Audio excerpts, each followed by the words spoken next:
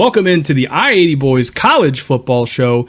Guys, be sure to like, comment, and subscribe so we can help grow the brand. All right, Chris, let's get into probably one of the most long-awaited, teams on our breakdown that we do, and that is the Texas Longhorns, right? The preview video, right? We're going to stay tuned, watch all the way to the end. We've got a lot of good information about the Longhorns coming for you.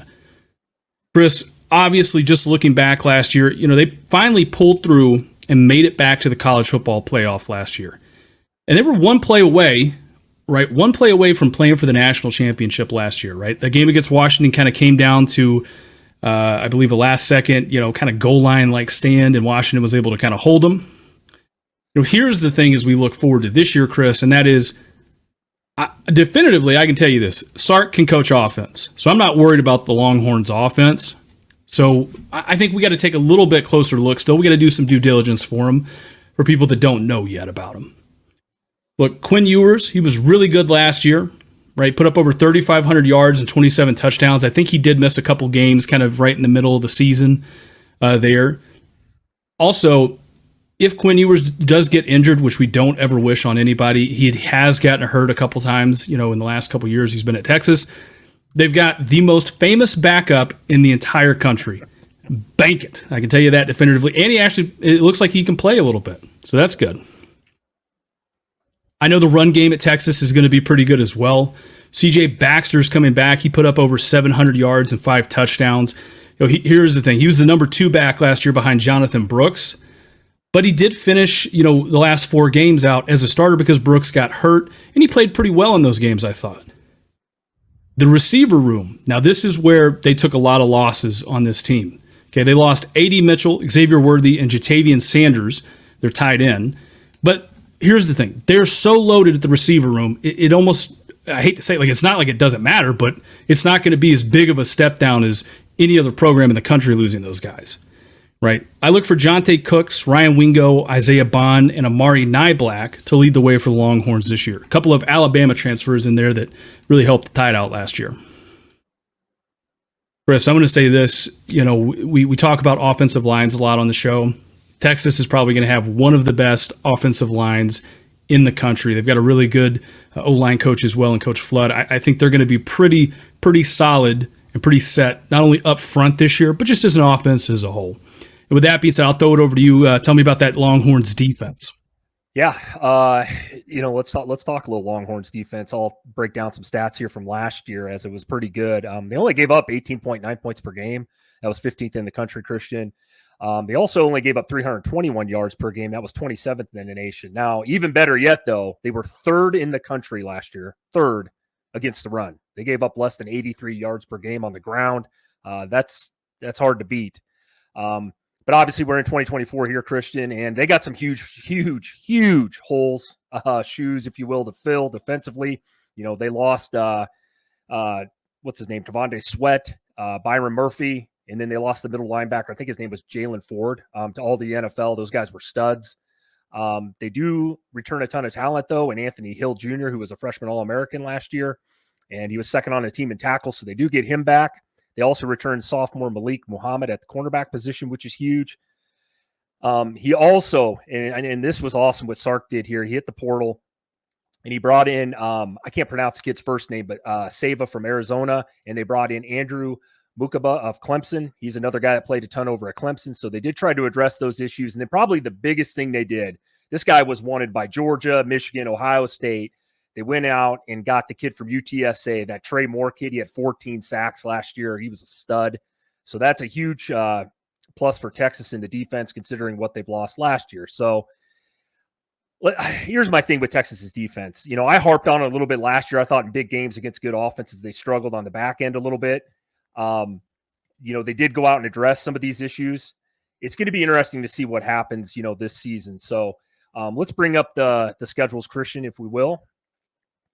And I want to start this off, and I'll get my record prediction out here right away. Vegas has these guys at 10.5 wins this year, which is pretty damn high. I mean, any poll you're going to look at, Texas is going to be top 5 to start the season. I have them going 10-2. Now, that might upset some people, and it might make some people happy here, but Texas has got a pretty easy schedule here, Christian. They start the year off Colorado State. That should be a win. Then you get the big one at Michigan. And we've talked about that when we did our Michigan preview. This should be, and I personally think will be a great game. At the big house, Texas is going to have to go on the road early. I am leaning Texas in this game, so I'm giving them the edge. I do think it's going to be relatively low scoring, though. And then you got to go and play UTSA. You got UL in Monroe, Better be wins. Then you got your first SEC opponent in Mississippi State, one of the worst teams in the SEC.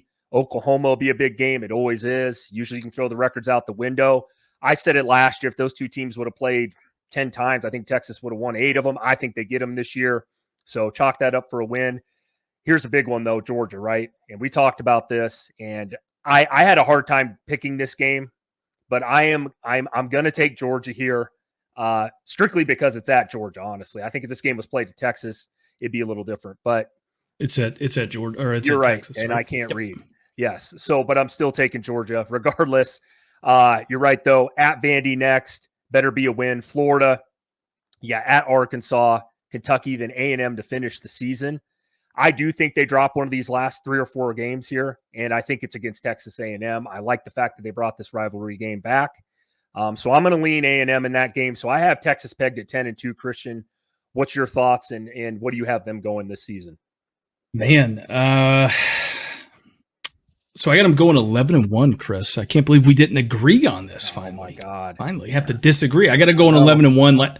Like you said, I mean, it's kind of not that difficult of a schedule. I mean, there's definitely some good teams in there. Like you said, Michigan, they got to go on the road, play at the big house.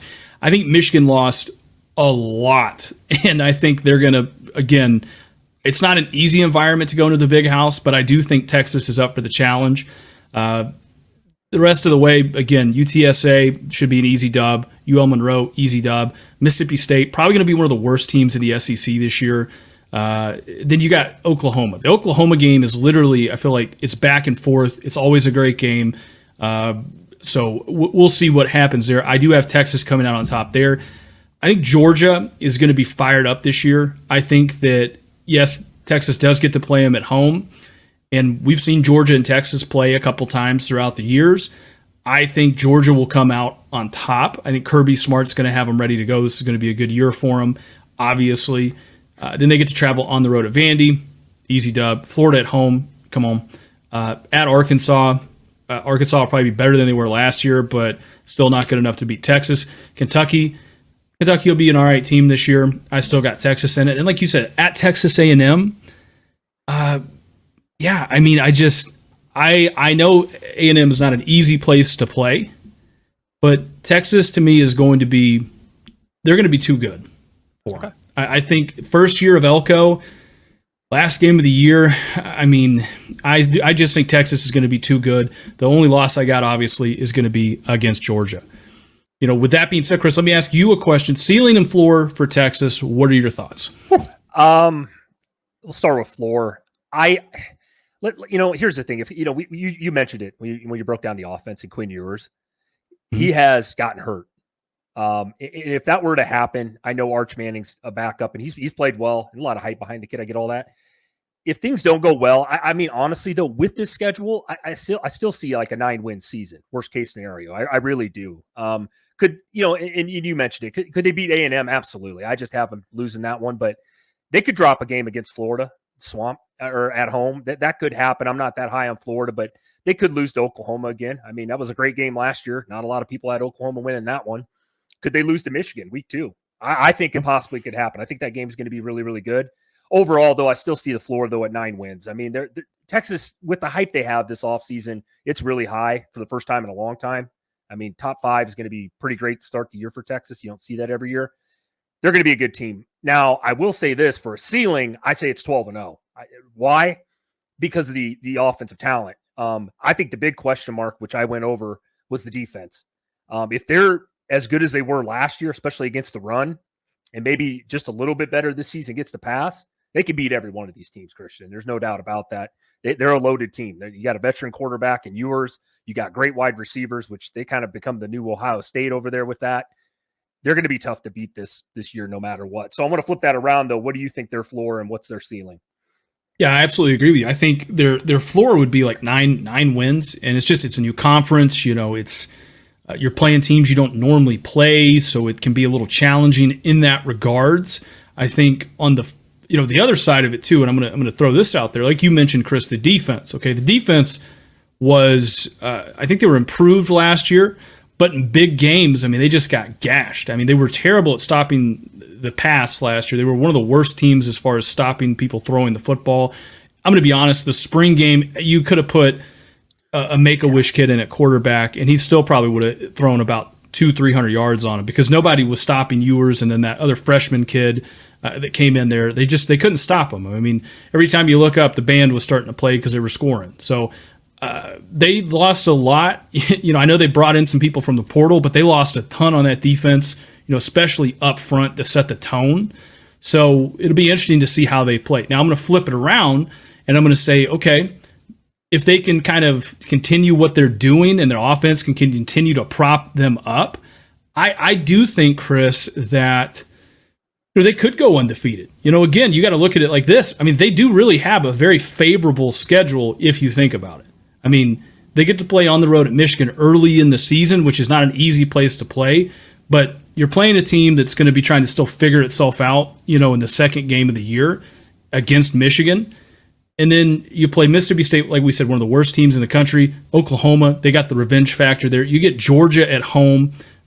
And then let's go all the way down to, at A&M. Again, first-year coach and Mike Elko there. A&M's as good as Texas's offense is.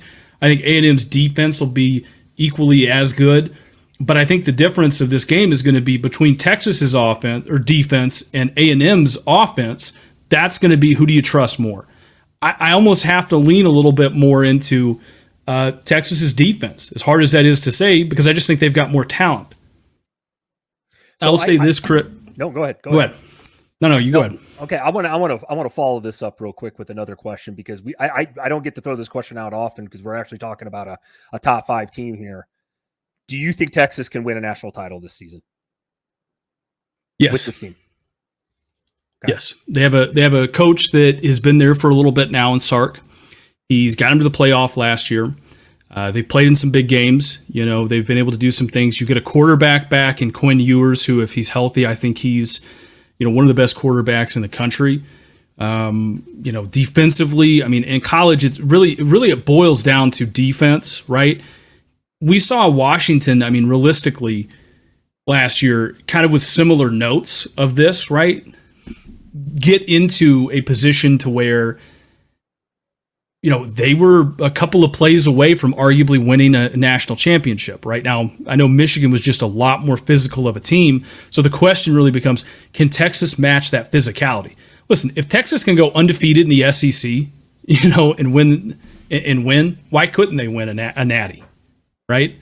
I mean, in an expanded playoff format, I think Texas will probably thrive in that, in that way. I mean, let me flip it back around. Do you think they can win a natty this year? Can they? Yes. Would they be like my odds-on favorite, top couple favorites? No. But you make a great point. And I think the way that they can is we know this offense is going to be really, really good. We know that. If they're not going to win that many games then, or not as near as many as you think they should. I think it falls on that defense. You talked about Washington making it there last year. Washington's offense was top 5, but their defense was way in the back. Texas last year finished right around that 35th in the country, which isn't terrible. That's enough to do a lot of damage throughout the regular season. But if they can have a top 15 defense or something like that, yes, then I think Texas, and like you said, going through this SEC schedule, if they could even go 11-1 or 12-1 and win the SEC title, absolutely then, because that means their defense is really, really good, and they probably either lost to Georgia or A&M or somebody like that. So I think Texas will be there at the end of the year 100%. And I'll say this too, and then I want to ask you another question, Chris. Look back at, was it 2019 LSU with Joe Burrow and that offense? I mean, that offense was so good. Don't get me wrong, the defense had some playmakers on it too. But I really think, Texas's defense has playmakers on it that'll probably get drafted pretty high this year. The thing that I'm saying is, we forget sometimes LSU had a couple games in that season where they were in shootouts and their offense had to bail them out, right? So Texas, if they can do the same thing and survive a couple of these games that they're going to be in, they're going to be just fine. they're going to be just fine. I'll say this, I want to ask you this, Chris. Is there a way that you see Arch Manning winning the starting quarterback job this year from Quinn Ewers not involved with an injury? No, I don't. I don't think that happens at all. I think Arch Manning is going to be a good college quarterback. I think it benefits him actually even more to sit this year. Quinn Ewers, let's be honest, is probably a top 10 draft pick right now, NFL wise. I just looked at the board the other day. Guys like Carson Becker up there, Shador Sanders, and Quinn Ewers. Quinn Ewers was highly recruited as well. If we remember, he was at Ohio State, and then went to Texas. The numbers he put up last year were amazing. I believe he was a Heisman candidate last year. I think he's second or third odds-on favorite to win this year. I think it's going to be very hard for Arch Manning or anybody really to take his spot. I think Quinn Ewers is probably one of the top 5 quarterbacks in the country, barring injury. What about you? Never say never. I mean, okay. like you said, I mean, if they lose to Michigan and then Oklahoma claps them, I mean, you lose to Georgia. I mean, again, I don't want to make a mountain out of a molehill. I know during the spring game, Ewers came out, played very sparingly, and he did not look all that great in there. Again, sometimes we see it where it doesn't happen often, but it does happen enough to kind of discuss it, where a really talented player kind of gets a little bit too into their own press clippings, and they kind of regress a little bit, right? And in college football, I mean, obviously, I think Quinn Ewers has all the talent in the world. The question is, can he stay healthy? And secondarily, that we're talking about here, can he go through this, not really a gauntlet of a schedule, but can he do enough to get them back to where they want to be at? And if you get 2 or 3 losses, I mean, why wouldn't you want to start Arch Manning going into that Vanderbilt game? Get him some reps, get him some experience.